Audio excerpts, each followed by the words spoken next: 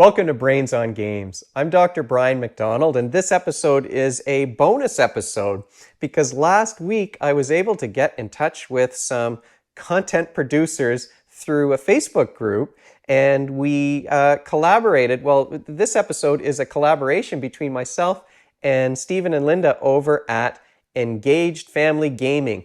And Engage Family Gaming is a website that started 7 years ago. Originally, it was going to be a site about video games, but the people who were tuning in and checking out the site wanted to know about board games instead. So now they cover both board games and video games. They have a podcast where you can get some information about new games that are coming or discussions about games. The last couple of episodes of their podcast were about some video games, but just before that, they spoke with the board game librarian. So there's lots of board games on their site as well, and it is about family gaming, so playing games with your family, with your kids. So without further ado, why don't we take a listen to the interview with Stephen and Linda from EngageFamilyGaming.com. And I started planning only to talk about video games. And then while I was in the process of designing the site and, asking other content, people to join me, everybody wanted to talk about board games and only board games. And I was like, well, I guess we got to add another vertical then. Otherwise I'm, going to have no content. And it was intended to be like, oh, maybe we'll do a roundup every couple of months. And then it turned into just half of the site. And fast forward a handful of years later, and Linda, we were at some party, and she was like, hey, so do you ever want any help? And I didn't really think she wanted to help. I thought she was just being nice. And then she made it very clear, like, no, for real, I've been doing this. I want to help with this. And now she's, a full-on partner with the site. And I gave her a fancy title so she could have cool business cards. And I gave her a shirt. And we were off to the races. Linda, you've got your own part of the story. I'm sure you can tell, but. Sure. Well, it's interesting because my whole gaming experience has kind of gone backwards. And, I really wasn't a gamer as a kid. And it's just kind of grown much through Stephen's influence. And what happened was I was sort of like a super fan at the beginning. He launched the site and I was just being supportive as a friend and a fan. And it snowballed, and I listening to the podcast, reading the articles, I really got interested in the board games in a level that had never existed before. And then, like Steve said, I talked to him at one gathering, and it's like, no, I want to go and really help and delve more into this. And it's been a rabbit hole that I never expected and absolutely love. My youngest is going into 3rd grade, and my oldest one's going into 7th. So, for the record, just to get it out there, I've got a 7 and 11, and I have a 14-year-old who I actually hired to work for me this summer as our intern, and he's helping me write guides about Pokemon and stuff. I'm teaching him technical writing because that's my background. So he's going to be. It's been a wild ride. Whereas when I started, he was barely able to play Skylanders, and Ticket to Ride was a challenge, and now he's helping create content. It's been quite a voyage. This is the family business, like the mob, only friendlier. I have 2 boys, and they love silly. If it's got something that makes them laugh, if it's ridiculous, that tends to be the thing they go for. They also enjoy games with dice. So right now, the favorites are What Do You Meme? Exploding Kittens. They just got in their Easter baskets, they got Zombie Dice and Cosmic Wimp out. So 2 dice-based games that have been around a while, but those have been coming out a lot between being just light and fun and easy. And with everything going on, light, fun, and easy seems to be where everyone's brain is right now, at least in our house. Yeah, the What Do You Meme Family Edition is a game that we have purely by accident. And, we get emails all the time from publishers, and I got an email that I was kind of going to ignore the pitch because we really didn't have a lot of time because apocalypse. And there was just something about it. There was just a stupid dog on the cover, and I was like, you know what? This looks just absurd enough that it would be entertaining. And so I said, you know what? Why don't you send it over? We'll do some stuff on Instagram and write a review. And we played it, and it was I was astonished at the creativity that my kids brought into it, as far as just their stupid memes.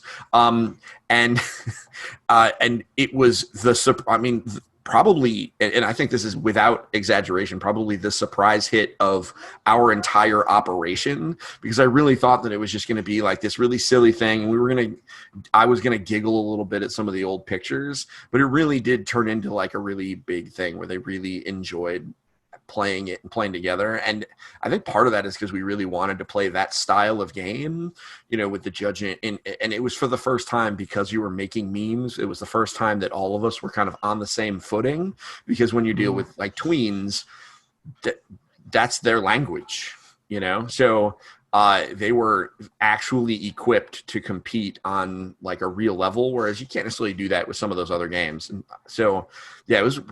I know that you were not expecting to have us show up and be like, "Hey, let's talk about a weird meme making game." But no, for real, memes. What do you meme Family Edition? Not the regular one, the box with just the word.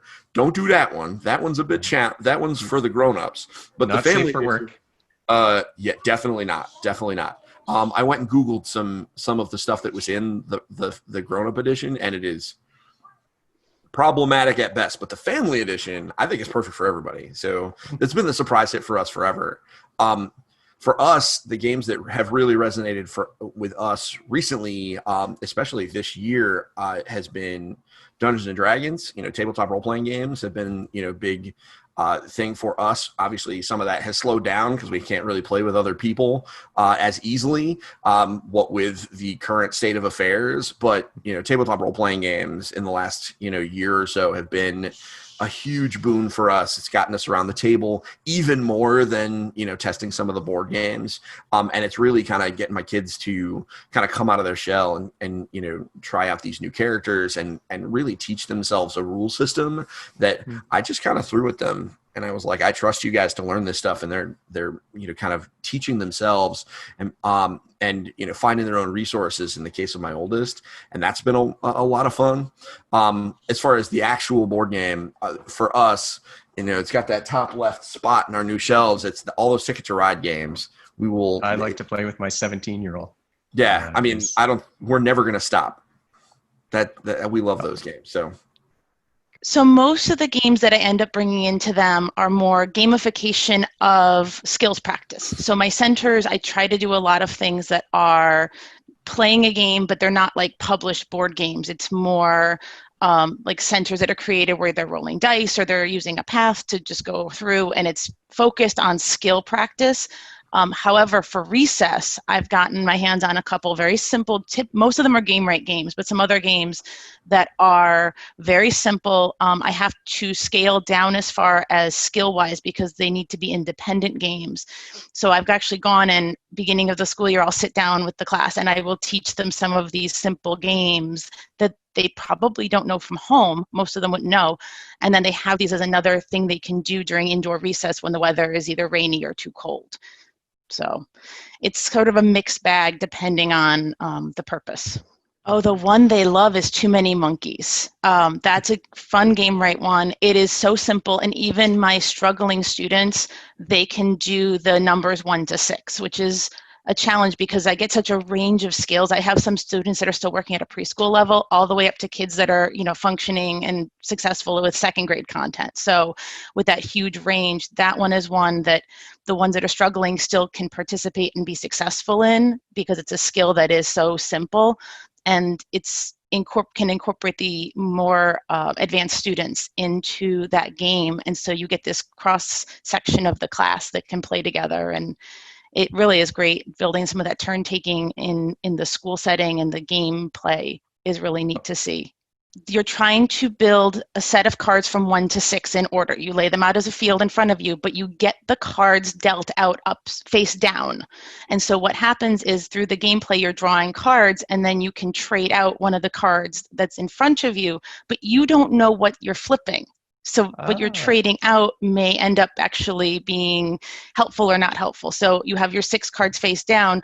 If I draw a 6, I can try to put it in that number 6 spot. And there's a couple cute cards that end your turn immediately. There's the elephant in the room. Literally, it's a big elephant like taking up the whole card. And so that just ends your turn. There's a skip card. which, by the way, to teach first graders that it's okay to skip and you shouldn't be getting mad if you get skipped can be a challenge. Yeah. There's a huge social learning that goes in with that. What I try to do too when I introduce these games, I do it on a day. The way my school has the recess time, I have recess with my class 1 day a week for indoor. And so I'll make sure I teach it on a day that I'm there to facilitate and go through those social bumps. So then that we can work through a lot of that challenge. But it's a very, very simple game. And literally, if you can count to 6, you can. It's within the accessibility for the students, which is really nice. So about a month and a half ago, I brought Fire Tower to the table with my family. I don't know if you know that one. So the basics of Fire Tower, this is every player has a tower that they are trying to defend from the spreading forest fire. But unlike many firefighting games, it is not a cooperative game. It is competitive. So you are trying to utilize different event cards and different cards to spread the fire to your opponents. So I sat down with my family, and my older son had played it once before, but my husband and my younger son had never played it.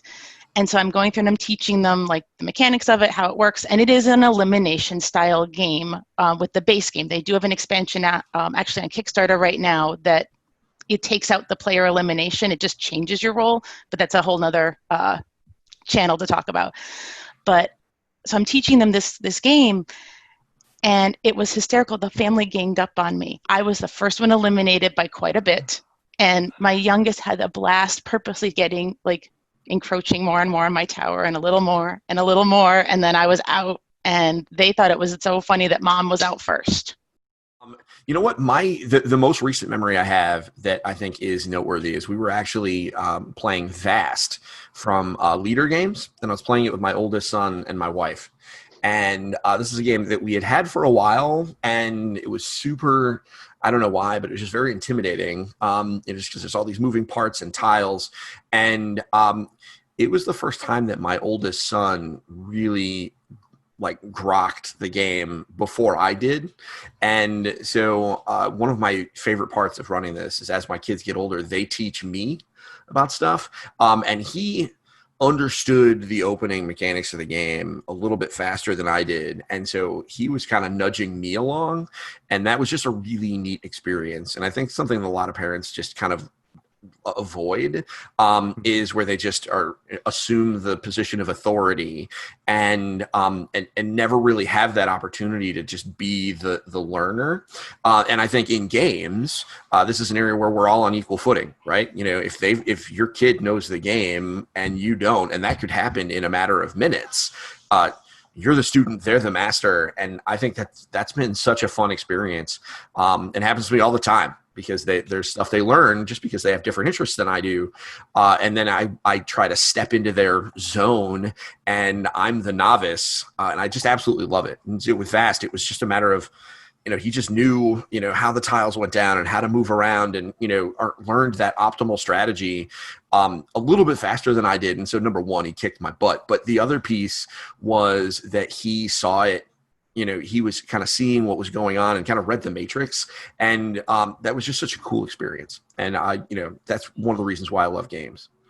EngagedFamilyGaming.com is the website where you can find Stephen and Linda and all of the information that they're producing. I think not too long ago they had an article about Exploding Kittens, which is a fun card game. We haven't talked about Exploding Kittens here yet, but that's a fun card game, certainly if the kids seem to like it. But if you want to find me, if you have questions for me or comments or suggestions, even about interviews with other podcasters or YouTubers or bloggers, you can reach me at brian@brainsongames.ca. Brainsongames.ca is the website where you can find all of the previous and future episodes. Brains on Games is the Twitter handle and the Instagram handle, so you can find me there. And if you enjoyed this episode and you'd like to be notified of future ones, head on over to YouTube and press that subscribe button. Thanks for joining me, and hopefully we'll see you next time.